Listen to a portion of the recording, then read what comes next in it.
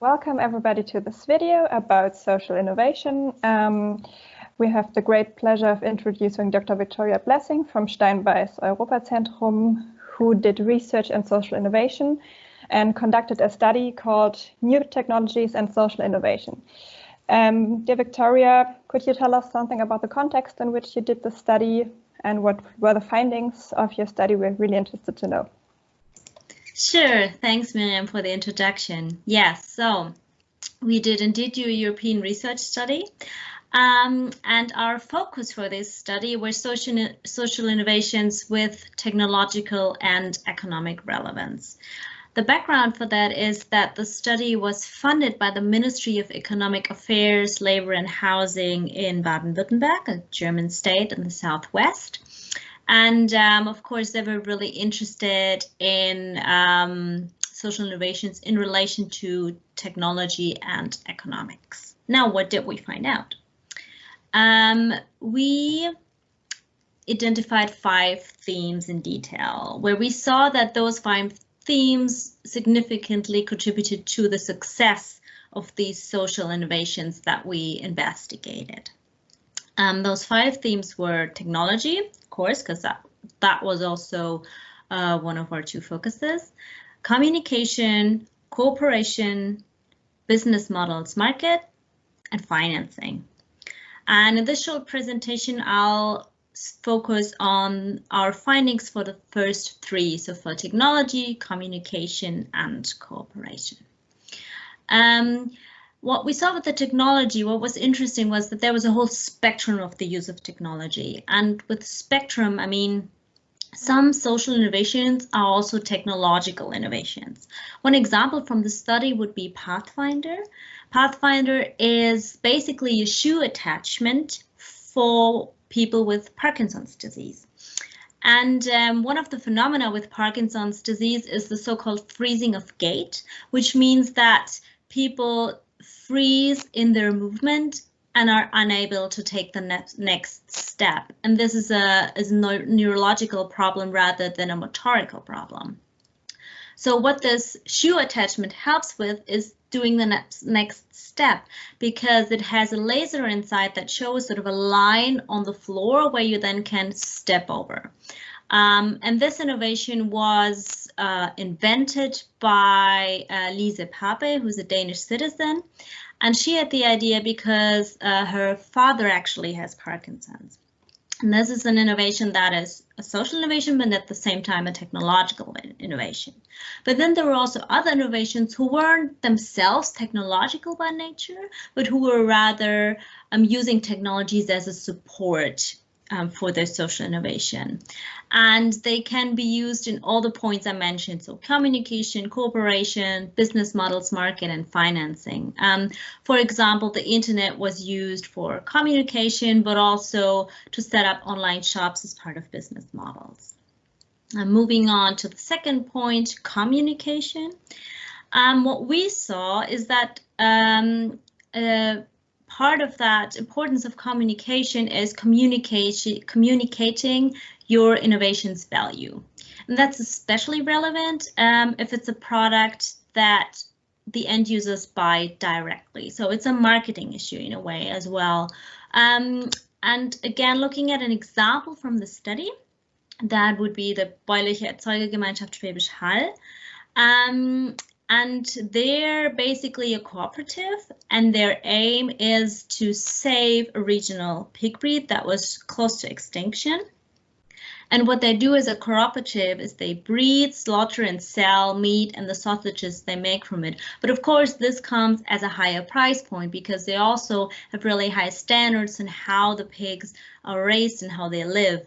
And they've done a very good job in communicating this value of their products to the end user and are really successful in selling their products. And again, if you look at how technology supports communication, then the internet is a big point also for marketing, for finding customers that maybe are a smaller segment of the entire market that would be hard to target with traditional methods. Moving on to the third point, cooperation. Often, of course, social innovations are at the crossroads of different fields. So what you really need is quite diverse expertise to realize such a social innovation. So cooperation is absolutely crucial. And to give you an example of that from the study, we looked at the Medibus. The Medibus is a project by the Deutsche Bahn, so by the German railway.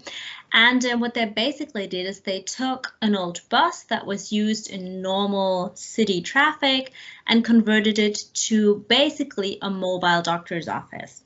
And the idea is that, especially in regions where you don't have, or maybe you don't have any more, a doctor's office in each village, this bus can travel from one village to the other on certain days and therefore provide the infrastructure and provide medical care in that village.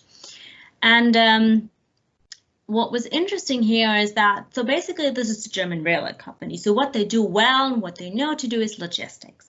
They had really no prior contact to people in the medical world, which for that was really important because, of course, you needed doctors to tell you how that doctor's office would need to be outfitted, how doctors work in the office, what things they need, what processes they do there.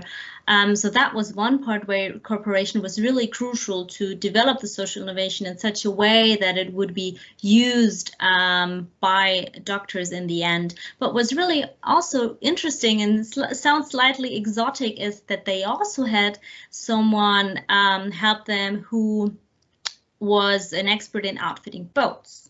Because again, if you think about it, a boat has, of course, very limited space. And you need to have, for example, built-in closets and be really clever about your storage solutions. That is something that was also important for that bus because it is just a bus and you have to fit a whole doctor's office into it.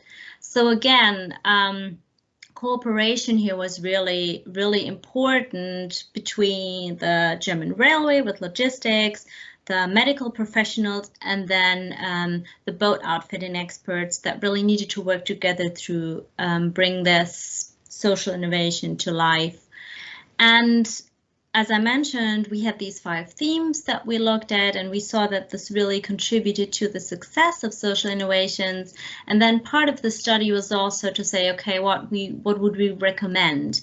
What would be policy recommendations? And we saw it as really important that these success factors, these 5 themes, would be supported. And what we mentioned as policy recommendations, what we developed, were that in terms of the financing and business models, it's really important to have clarity regarding funding opportunities. Those were an issue that was brought up by several of the people we spoke to. And also, in terms of market opportunities, actually public procurement and the public bodies are a big buyer of goods and services.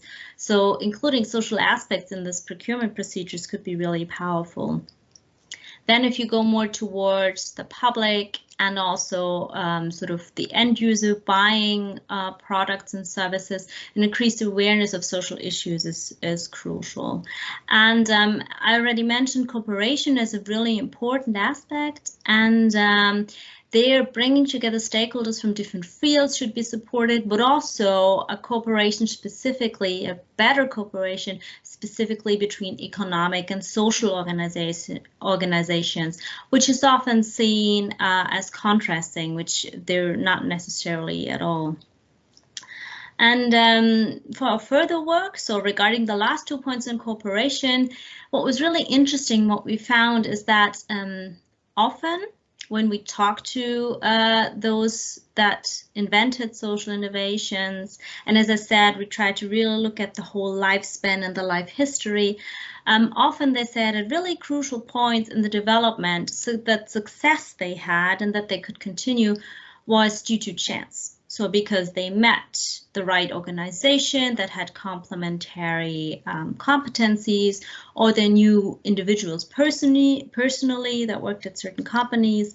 So, and for us, the question then was, okay, so for them, it was good that these chance happened because they could continue on, but that also means that lots of social innovations don't continue because chance doesn't happen. So the question for us was, how do we take chance out of the equation and make this happen by design? And that's what we're currently doing. So to put these recommendations into practice and support cooperation, we're working now on the project Technological Innovations to Address Social Challenges, the Social Innovation Challenge Baden-Württemberg. What we want to do is we want to have 3 events in the region with a different challenge each, and then have participants come together at those events, form project groups that are then further supported with workshops so they can further develop the social innovations and basically create a space where those from very different fields can meet that wouldn't otherwise have an opportunity to meet. Thank you very much for listening. I hope you learned something. And if you would like to look at the study, it is available in German on the website to download.